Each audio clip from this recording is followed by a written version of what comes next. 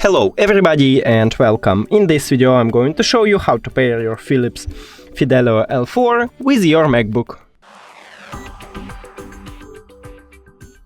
You have to start by click at the Bluetooth icon at the top, or if you haven't it, just go to the control panel and click at the Bluetooth here.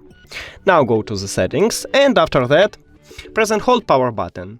If this is your first connection, you can just release right now finger, and if it's not your first connection, just wait until this LED light starts flashing white and blue. Now we should see it at the device list, click connect. And we did it! Thank you for watching this video. If you found it helpful, please consider subscribing to the channel and leave the like on the video. It's really important to us. See you later!